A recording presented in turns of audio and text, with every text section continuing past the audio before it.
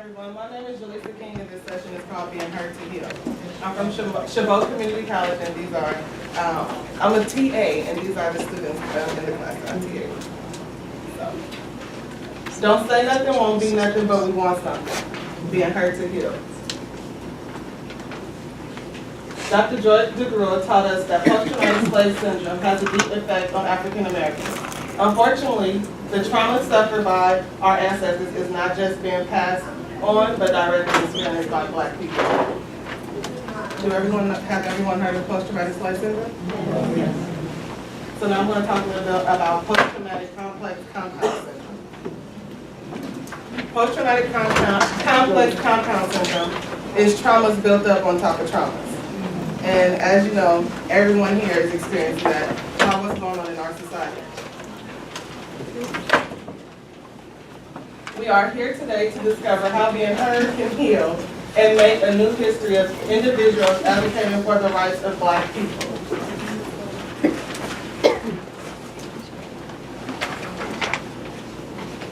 This is one of the questions that I'm going to ask you guys. But before I ask you guys these questions, I want to break you up into groups after we watch the video. And the question is, what is the difference between being reactionary and revolutionary? So you guys can talk in pairs.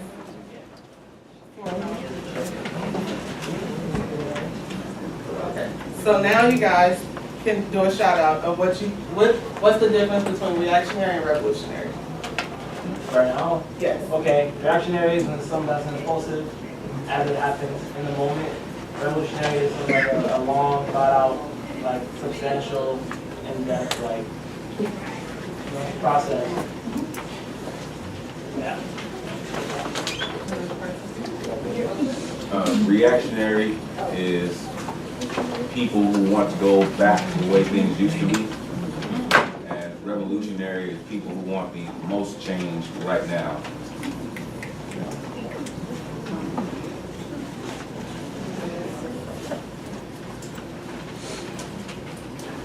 Yes. Reactionary is something an individual does, and revolutionary is done in community.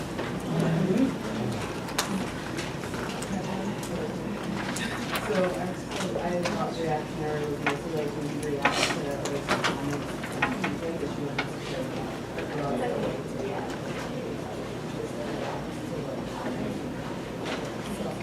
Reactionary.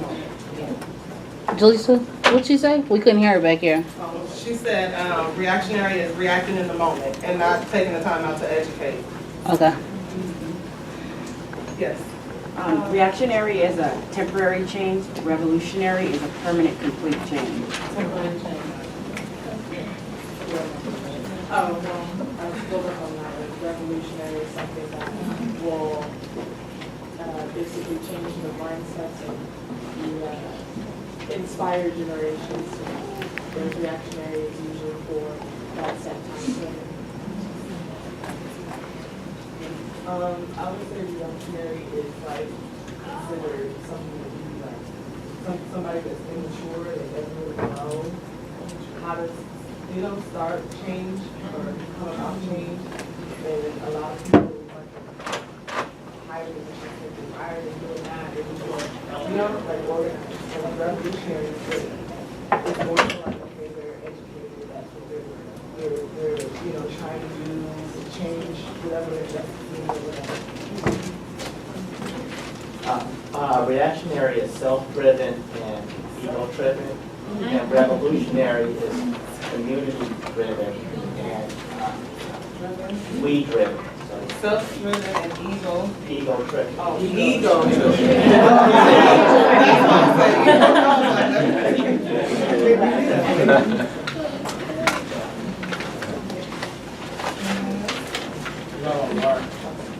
Reactionary is kind of like you're reacting within the system, but revolutionary kind of tries to down the system like that. That's right.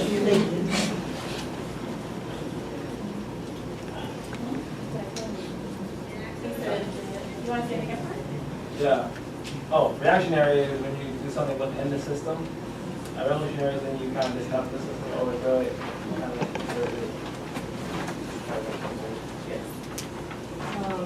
speaking with some sisters right here, and I was saying that reactionary is waiting for something to happen to do something, instead of being raised up to think a certain way, to have certain values and morals about yourself and certain views, you know what I'm saying, to start with, being raised with these values to start with, instead of waiting for something to happen and then trying to have some change when it starts at home. It starts with the elders. Revolutionary, like proactive and original, like the idea is original, it's your idea. It came with another growing community, not somebody did something to you. So that's like proactive.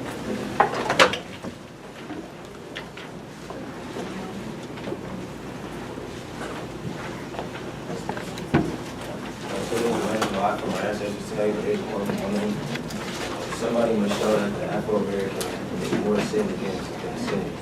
How do you else?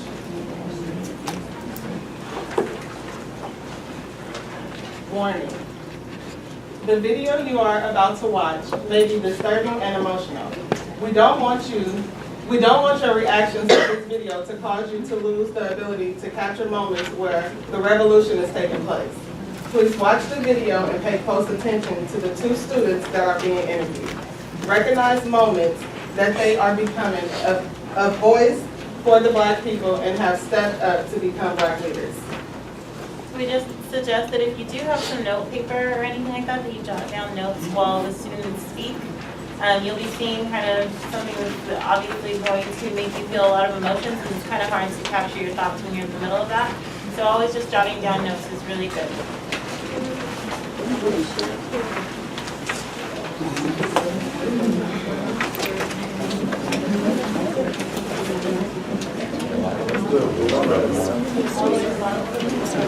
We got control of the front.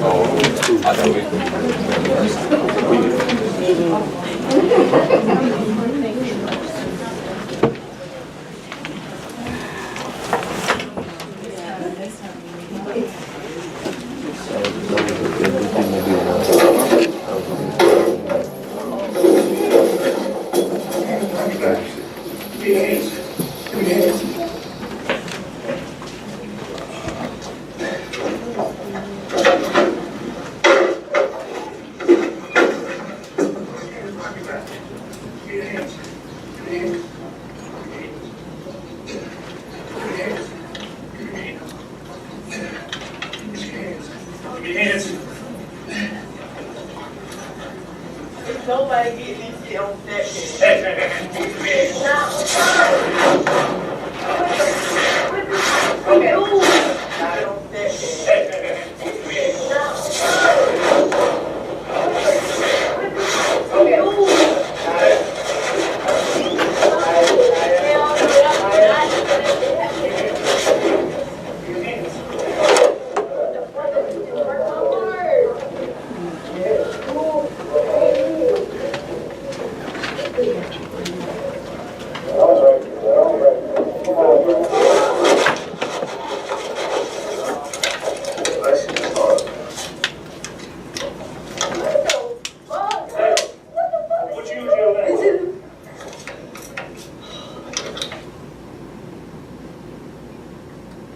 I've never seen anything so nasty, looking so sick, to the point where, you know, other students are turning away, you know, don't know what to do, and are just scared for their lives. That's supposed to be somebody that's going to protect us, you know, not somebody that we need to be scared of or afraid, you know, things like that. So he is talking about this, the fallout continuing as a video has surfaced across social media that shows a school resource officer at Spring Valley dragging a student out of her desk and arresting her. Good evening now, and thanks for being with us. I'm J.R. Berry. And I'm Andrea Mock. Sheriff Leon Lott has called the video disturbing, but he says a disruptive student refused to leave the class and then resisted arrest. The officer involved is Deputy Ben Fields, and tonight he's on administrative duty, banned from serving as a school resource officer until the investigation into what happened is sorted out. News 19's Darcy Strickland talked to the student who recorded the incident as it happened. Darcy. Andrea, JR, thank you. Sitting here now with Tony Robinson. Tony, thank you so much for joining us. You were actually in the classroom. You took video of yourself of what happened. Start from the beginning. Tell me what happened. Well, at the beginning of class, I initially thought it was just going to be a normal day. You know, we're going to come in, get to work, and finish off, go to lunch. Well, we were doing an assignment on the computer, and I believe the girl had her phone out. And so our teacher, Ms. Long, came over, you know, asked for the phone. You know, she denied, she said no. Then shortly after that, he threatened to call an administrator. He came. When he came, the administrator tried to get her to move and plead with her to get out of the seat. She still denied. And then, because she really hadn't done anything wrong. She said that she had took her phone out, but it was only for a quick second. You know, please, you know, really kind of begging, really apologetic on what happened and everything. So next, the administrator called the resource officer, Deputy Fields, in, and when he came in, the first thing he said was, he asked my friend to move the desk, and to me that is a sign of he could already tell what he was about to do, you know, as far as what he was the precaution he was gonna take for that student. So after he told him to move the desk, he did. The video shows him shutting the Chromebook, her Chromebook, and putting it on another person's desk. And he asked her again, you know, will you move? And she said, no, I have not done anything wrong. Then he said, I'm gonna treat you fairly. And she said, I don't even know who you are. And I believe you can hear that in the tape. And that is where it started right there. And after that, I've never seen anything so nasty, looking so sick, to the point where, you know, other students are turning away, you know, don't know what to do, and they're just scared for their lives. That's supposed to be somebody that's going to protect us, you know, not somebody that we need to be scared of or afraid, you know, things like that. So it was definitely a scary experience. This happened about 10:30 this morning. Yes, ma'am. So from the moment that Deputy Fields walked into the classroom to the time that you started taking video on your cell phone, how much time expired? Probably about, as soon as he walked in, probably about 3 minutes. And then when I saw what was going to happen, my immediate first thing, you know, to think is, let me get this on camera. This is going to be something that, you know, not only am I going to be like, wow, did this really happen in my class, but just something that everybody else needs to see. This is something that we can't let this just pass by. You know, that was wrong. There's no justifiable reason for him as to why he did that to that girl. You know, any way you look at it, it's no justifiable reason. So it was just scary. All of it was just scary. I was scared for my life, and that's just real. He is your school resource officer, so he's charged with protecting you.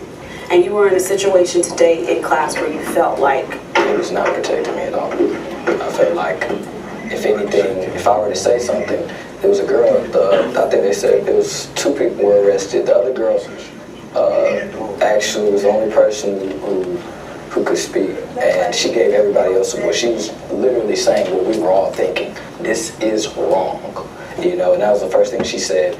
And afterwards, after he got hurt, I think he felt it was necessary to arrest the girl who said that this is wrong. And in my opinion, that's not right. We're 15, 16-year-old, you know, kids in a high school. How else do you expect us to react to that? So that's my question to him, as to not only when you did that, what were you thinking we were going to do afterwards, but how? You know, how did you even let it get to that point where you're throwing a girl, you know, across a room, literally by her hair, or, you know, by her clothes? It's not right. It's just not. The thing that I think stood out to me the most is that she didn't make a sound. Even as she was being thrown, in your words, thrown across the room, she didn't make a sound. Is that just what we're seeing on video, or did that actually happen in the classroom? No, I noticed that too.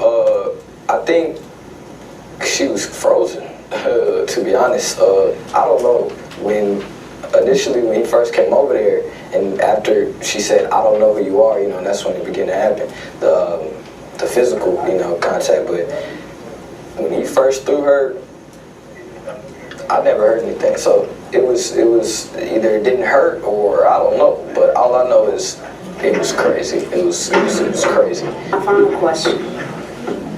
How will you look at an SRO after today? I don't know. Y'all don't understand how scary that was. To see that firsthand, right in front of her. I don't know how it was painful. And I'm not even the one being, you know, detained, but it was painful to watch. It was painful to see what she was going through all over her cell phone, all over because she wouldn't comply with her cell phone. That's not needed. You know, it's a bunch of options that he could have took to take care of that situation differently, and instead he chose the wrong one. And now we're here today. You know, so I don't know how I'd probably be scared, to be honest. I'm sorry to hear that. Tony, I appreciate you sharing your story. Thank you. Appreciate that. Thank you. All right, we also spoke with the second student who was arrested at the school this afternoon. She says she was taken into custody after just standing up for the girl in the classroom, and she was asking what was happening. She also refused to give anybody the video she shot of the incident, except for News 19's Lauren Thomas. What was your reaction when you saw? I was crying, like literally screaming, crying like a baby. 18-year-old Nia Kinney was in her math class at Spring Valley High when she saw school resource officer Ben Fields forcibly remove her classmate. I was in disbelief. I know this girl don't got nobody, and I couldn't believe this was happening. I'd never seen nothing like that in my life. Like a man used that much force on a little girl, a big man like 300 pounds of full muscle. I was like, no way, no way. Like, you can't do that to no little girl. I'm talking about she like 5'6". Kinney says her classmate was not participating and was asked to leave the room by her teacher. When she refused, an administrator was called asking her to leave. Officer Fields also asked her to leave the classroom. Kinney filmed part of the altercation on her phone of Officer Fields arresting her classmate. And I was screaming, what the F, what the F, is this really happening? I was praying out loud for the girl, and I couldn't believe it was happening. I was just crying, and he was like, well, since you got so much to say, you coming too. And I was like, what? And he, you want some of this? And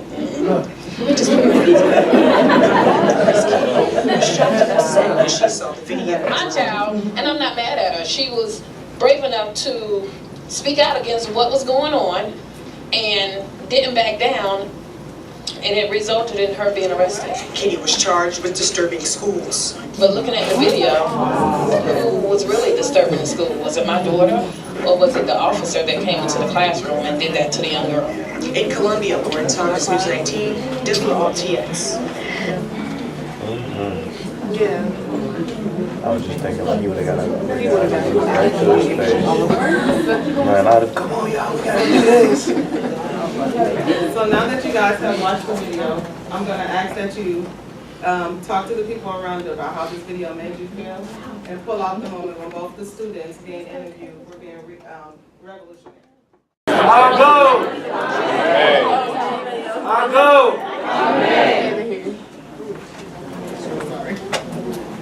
Okay. So now that you guys have talked and expressed your feelings, I'm going to ask that you shout your feelings out. Should I say it? Don't say it. Say what you want. Sad. Killing police. Killing police. He's an extremist. Rage. Disbelief. Disgust. Heartbroken. Heartbroken. Hopeless. Defeated. Discouraged. Malevolence. Useless.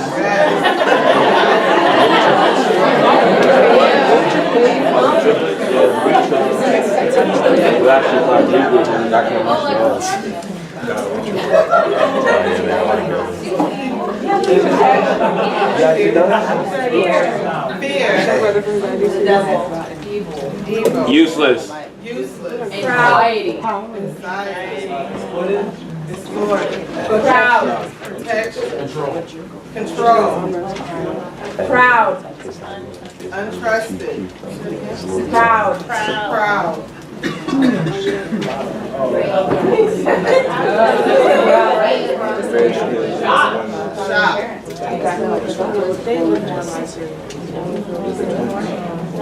You know. Tired of bullshit. Tired of the bullshit. Exhausted. Defeated. Hurt. Paranoid. Misinformed. Crushed. Paranoid. Marginalized. Emotional. Pensive. Pensive. Christian. Oppressed. Get off your phone. Beat down. Emotionally compromised. Emotionally compromised. Emotionally compromised. I don't know where. Hey, Omar. Yeah, where you been at? Who, me? Yeah, shoot. How you been?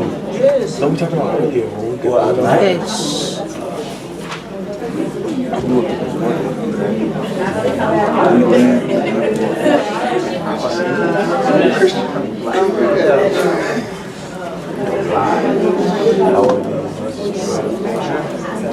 Attack. What? Attack. Oh, attack. It's really a day.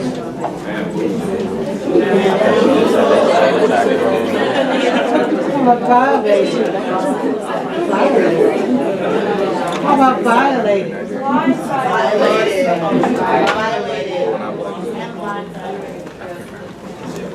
Blindsided. Dehumanized.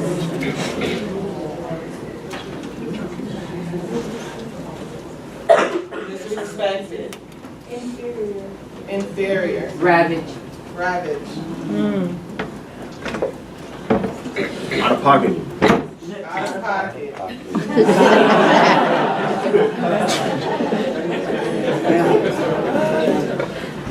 Was out of pocket. What? Fucked up. Fucked up. You just can't wait to say that. You can't wait to say that. He's just saying stuff now. Oh.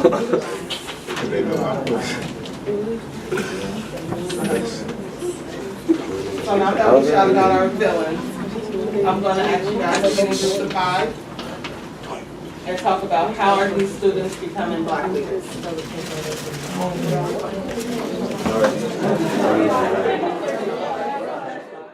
Amen. I got kicked out of that. Now I'm going to ask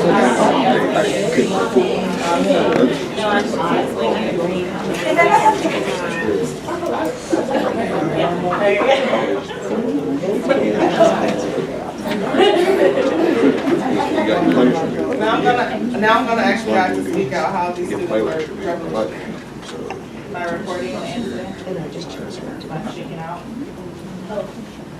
By the girl's initial reaction when she said that's fucked up, I know a lot of Black students, we tend to check ourselves, like even though our initial reaction is like, oh my God, that's fucked up, we'll check ourselves so we're not persecuted in that person's situation. She didn't censor herself. She said that's fucked up, her initial, because it was. And she didn't shake it out, she didn't change it. That video that she had with her saying that, she didn't change, she didn't want anybody to obstruct it or take away her initial feelings from it. She kept it true. And honestly, I think we tend to do that so we can appease others. So we can make others feel comfortable with our Blackness. And when something's messed up, it's fucked up. And I just like that she said that.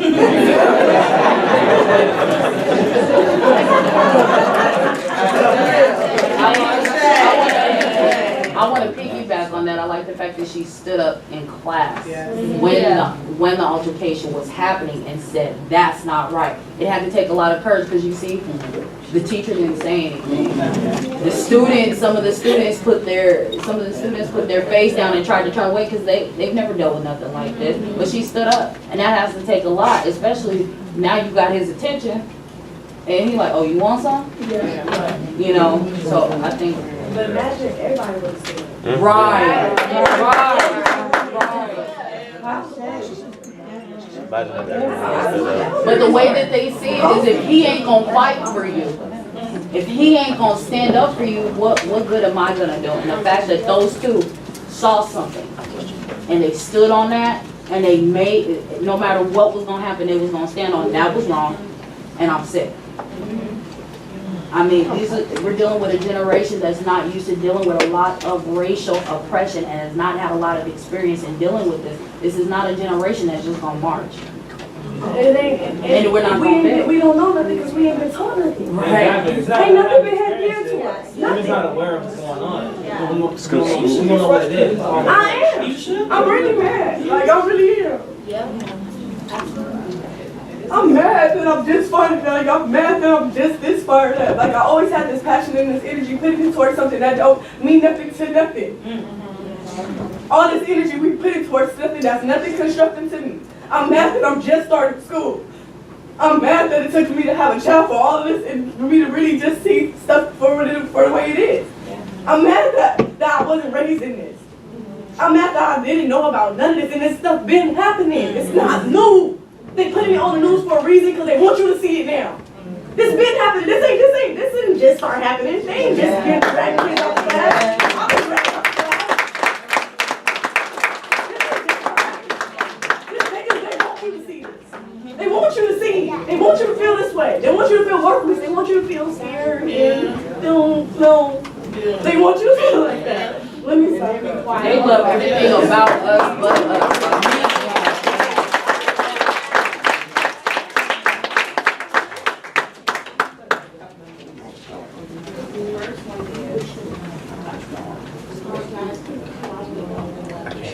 She gotta speak up. Can you stand up and talk louder?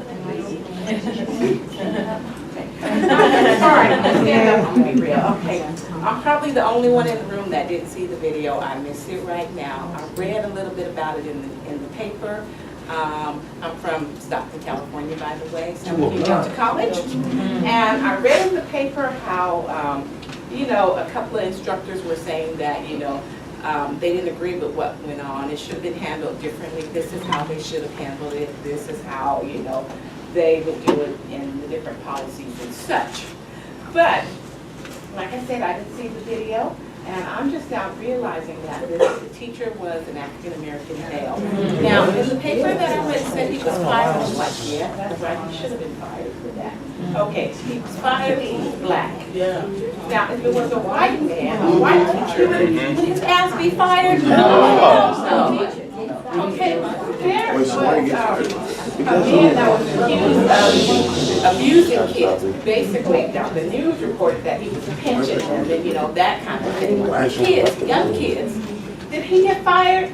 Hell no, he didn't get fired. They talk about, you know, abusing kids. So I'm thinking, okay, yeah, probably sexually abused or whatever, you know, he's going to do some jail. He did not get fired from his job at all. And I agree with you. I'm mad too. Yes.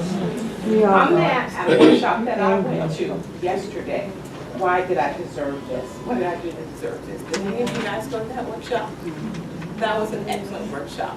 They should have repeated that workshop because every black man in here should have been at that workshop. Because they was talking about how they can lock us up for no reason.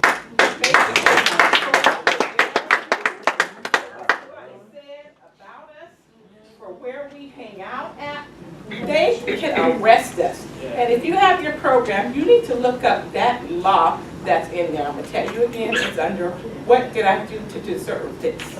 He cites the penal code in there, where the police can just come and they can take you to jail and lock you up. They can say that you are a gang member for any reason whatsoever. And I'm mad about that. So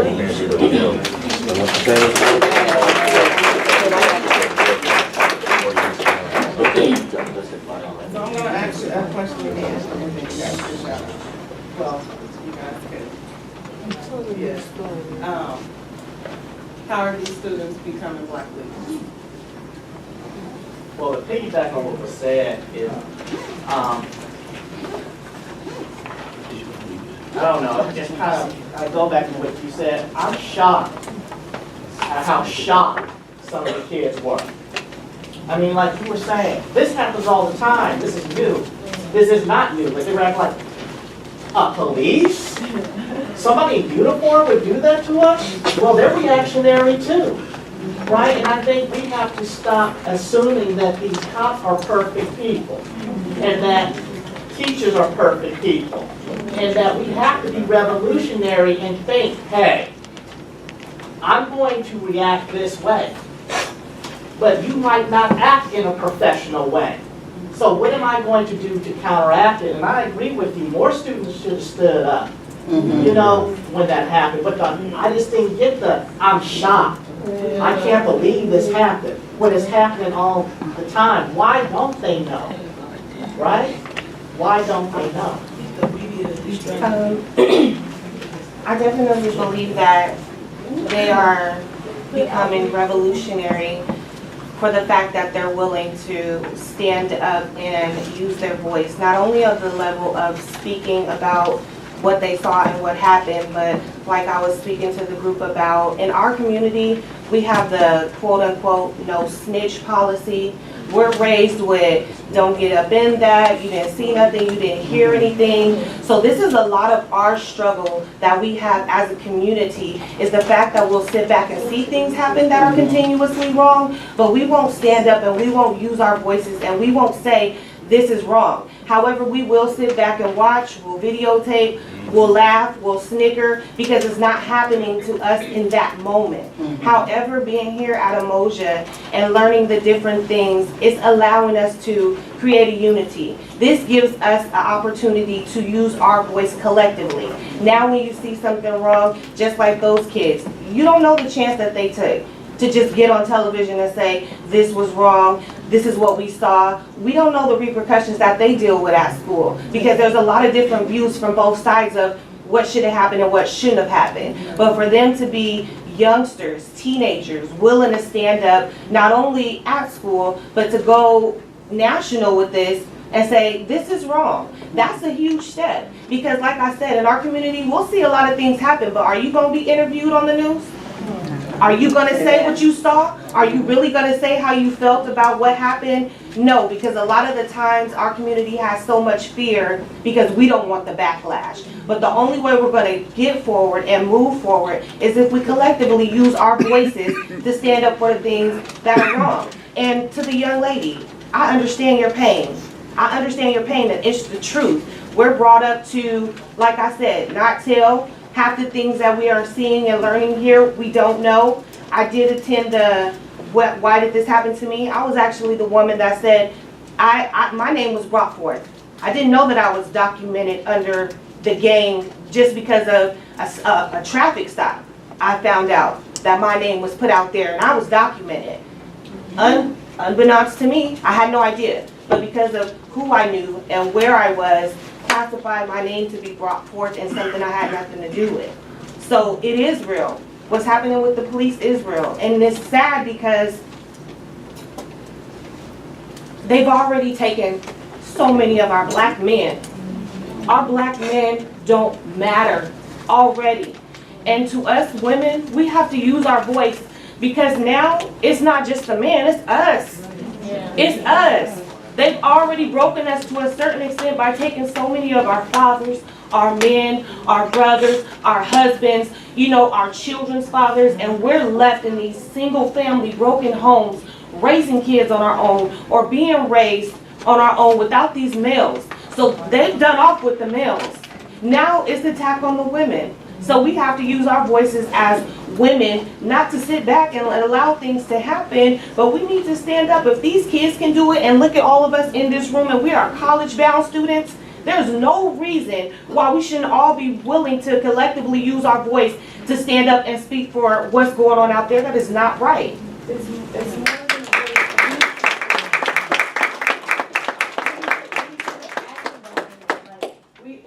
we already know the deal, we know what they're doing, we know like everything that's happening, we need to put action behind it. Yes. So instead of just talking about it or having a voice about it, find out what days your city council meeting is and what they're doing in your community. Right, exactly. Yeah.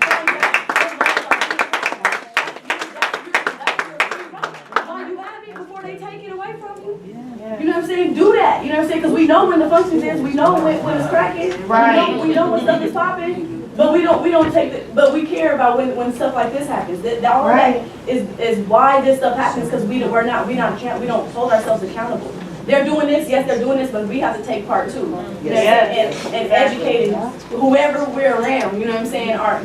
The youth, because like I was sharing with the people over here. We have children. Some of us have children, and we're gonna have children. And we may not see the change, but we have to get us together so we can raise our children that way, and so that they can, and then it can start. We can start something, but we have to put action behind it. We have to start doing stuff today. when you go back, you find out some stuff today. You do stuff today. You make your BSU crack at your school because BSUs is like obsolete now. I don't know what's going on with the BSUs at the schools. We don't, and we're not doing nothing though. We're not doing nothing. We need to put action behind all this talk.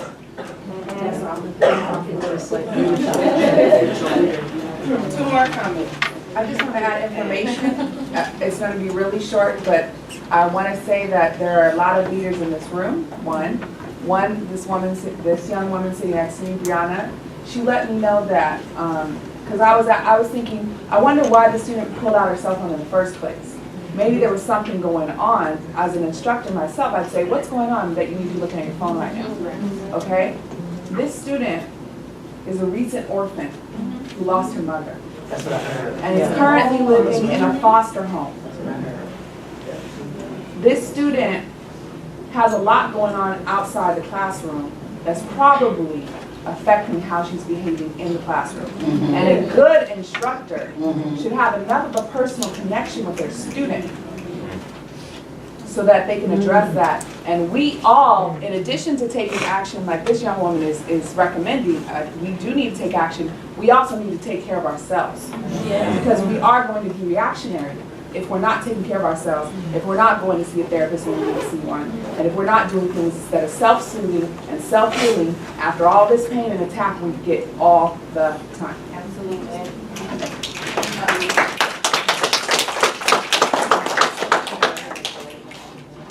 just wanted to say about the whole just reacting and like the students not wanting to look at it. That's something that's common among us. We don't want to know our history because it's truly that ugly. And the whole, like, I'm a kind of Canadian president or vice president, and it's hard to get people in because they don't want to have to look at it.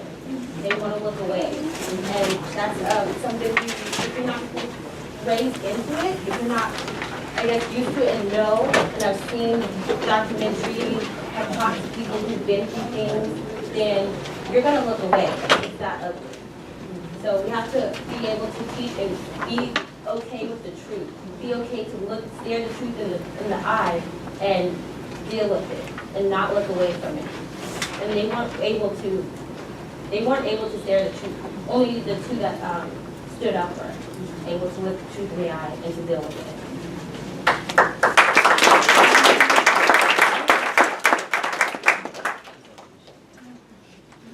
This is not only an example of trauma inflicted on the Black community in recent history.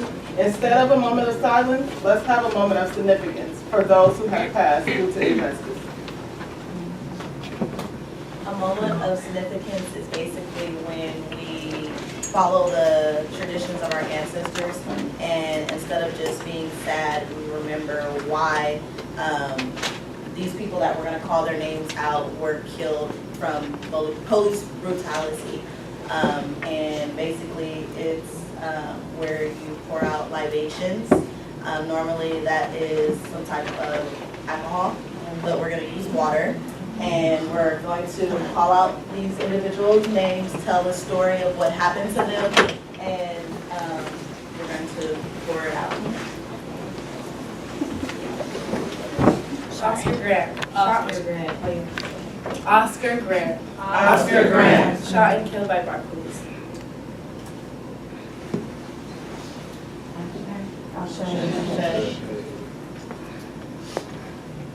Sandra Bland. The African American revolutionary advocate, who was pulled over by the police officers, and they announced that they said she committed suicide in jail.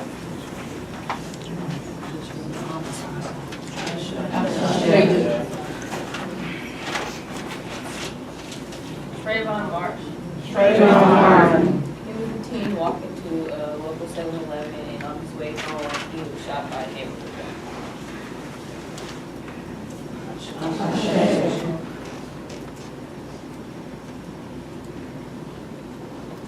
Michael Brown, a young African-American male who fit the description of somebody who committed a robbery and was shot and killed by Ferguson police. Michael Brown.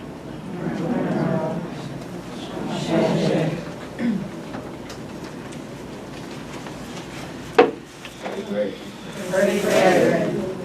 Somebody who was arrested and they threw him into the back of the van. They didn't strap him down and he died. He did not go out in the van.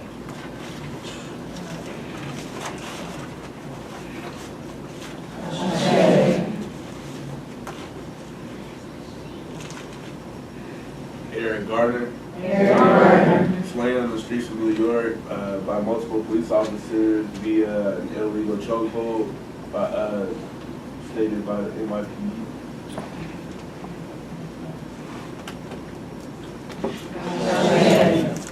And I have a list of people that we haven't heard of. Timothy Jean Smith, age 47. Asel Muhammad, age 18. John Allen, age 57. Joseph M. Kendall, age 30. And Jeremy David Marty, age 36.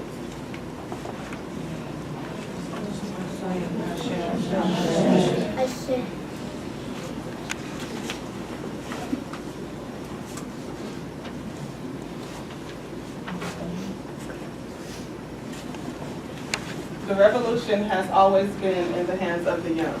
The young always inherit the revolution.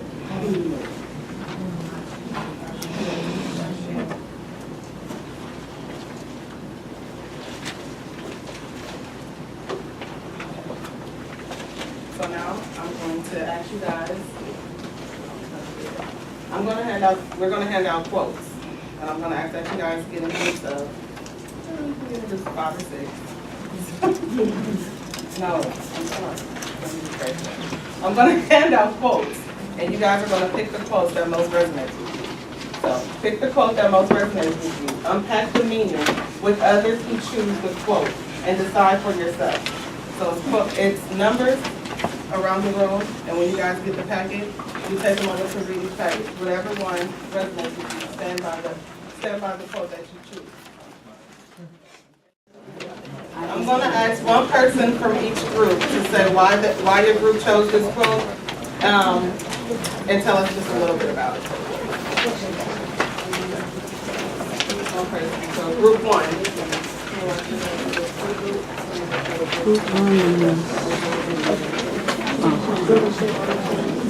Group 1? Okay. I believe that collectively we all chose this quote because it speaks about leaving something different. Not leaving it as it is, but leaving something different. Also, one of the things that stood out to me in regards to the quote was to be patient with, to not be patient with evil, but to be patient with people. And the more we unite and we stand up for what's going wrong, that's the only way that we can make an impact, to be able to leave things differently from how they are right now and where we start and where they started from.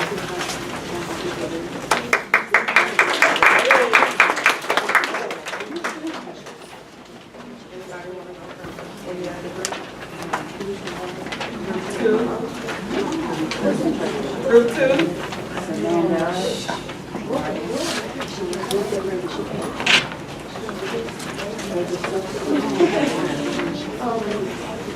The second quote, it basically talks about the police messing over us and treating us like we're not human.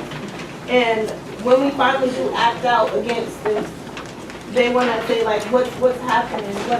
Why are you doing this? Oh, you're just being black. You're just acting out. No, we're not acting out. We're just tired of you guys messing over us and treating us bad. So when we finally do something, we want you, that's because we want you to see us and hear us and notice that you're treating us bad. And yeah, that's basically what it is.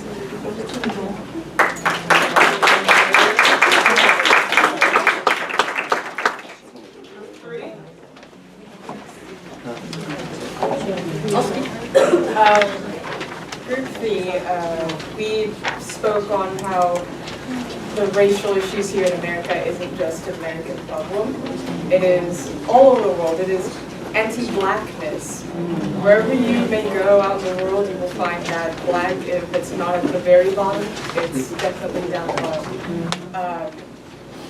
The whole world has adopted this, white European standard of beauty, and you see countries that are naturally maybe olive skin or darker, bleaching their skin, getting certain eyes and nose surgery to become more of a European inclusivity standard. And it's funny because America is, as we were speaking, America is treated as this superpower, superhero country that likes to go out and solve other world's issues, but we don't even solve our own, right?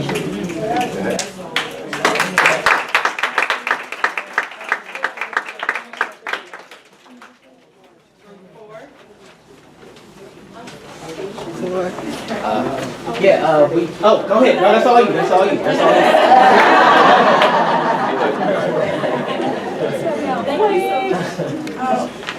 Basically, what Martin Luther King was talking about, he said the white moderate. Now, the white moderate isn't the Ku Klux Klan or the person who outright says that they hate you or don't agree with you, or the councilman who wants to send you to jail or something like that. It's not the obvious people. The white moderate is the people who are neutral, but they act like they care, but they really don't care. The uninvolved individual, the passive individual. And the white moderate is a lot of white people. It's a lot of white people. And these are our teachers, these are our friends, people you don't know who actually disagree with your blackness until you have a discussion about it and something happens. And we believe we're for people who care about black people. It doesn't matter, your skin color, you're really for something for us. I feel like the white moderate gets to choose when black people get to react, or how we should react to the oppression that we have. I feel like black people, they've stolen our basic human traits that we were able to have. We can't be angry, we can't be sad, we can't be depressed. Oh my God, the angry black one, oh she's mad, oh my God, her head on her head. You know what I'm saying? And we don't have basic human traits. We're denying that because they're going to pick them up their way. And basically when he was talking about the white moderate, he was saying, those are the people, these anchor men, these people talk about it, that basically try to say how black people need to go about change and revolution. Like how they crucify the Black Lives Matter movement. They crucify that movement because they don't know the history behind it, and it's rich. And it's dirty. And, they crucify, they say, basically saying, you're not for cops, is basically saying you're a Negro lover in 2015. Oh, you're not for cops, is 2015's way of saying you're a Negro lover. And Black Lives Matter is just basically an organization where they're trying to say, look what you've done to us. Look what you're doing to us. And no one wants to recognize that, and the white moderate plays a huge role. And so this quote really resonated with me. It had a lot to do with our feeling and trying to reach revolutionary. Because when you get on TV and we're about something, they're not doing it the way that we want them to do it. They're not doing it the white people way. You know what I'm saying? We're not doing it that way. But it doesn't matter what we wear. Martin Luther King has showed us that. It doesn't matter if you got suits on, Monty suits fresh as ever. You'll still get beat down. Like Mariama said, you can have a baby, you still a nigga. And it doesn't matter what you're wearing. So if you're standing for something, 10 toes down, you're about something. If you're black, you're persecuted. And that's what it represents.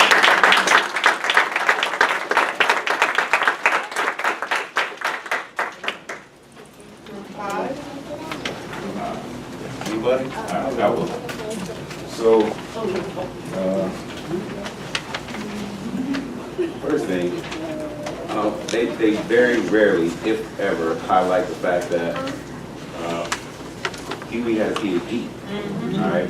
They like to point out the fact that he was a member of this organization, but as I look around this room, I do believe that we're all sons and daughters of the Black Panther Party. All right. We all were benefited from the free lunch programs that they implemented. It resonated to me because it doesn't sound like this thug that they painted Huey to be. All right. It sounds like the educated black man that he was. With him and Bobby Seale, they put together something that could be exalted, that could be seen as something positive in the black neighborhood, which is what they were trying to do away with altogether. Hence the reason J. Edgar Hoover infiltrated that group and tore it down, because we cannot have unity in the black community, because that smells like and sounds like revolution. So the fact that he was even trying to show them that there's positivity coming to this organization, coming from this organization, they still saw it as negative. They vilified him and put him where he felt that all black people should be, which is controlled, consumed, and educated.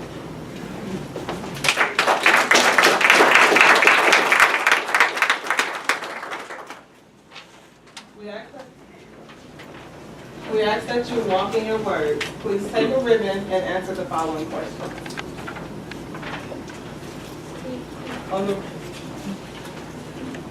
On the red ribbon, your answer. What's hurting us? Decide what issue you think is most negatively affecting the Black community today.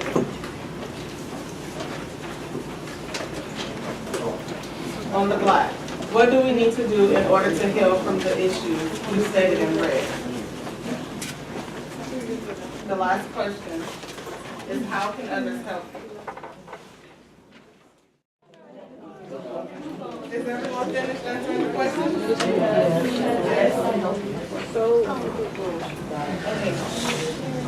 We ask that you wear this over your heart during the conference. And if others ask you about it, you use your voice to help the Black community and become a Black leader. And I just want to say that there's no way that we can go home without change being on our heart and on our mind. So don't be afraid anymore to be that person that steps out, all right, and becomes those two students on the video. Don't be afraid because they want us to be afraid. So go home with change on your heart and your mind. So yes, you guys are so beautiful.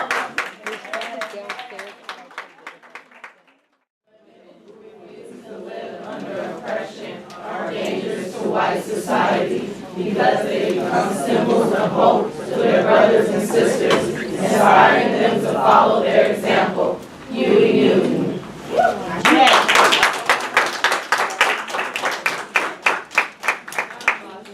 just wanted to say thank you. This was a really great workshop. It was really great. Yeah.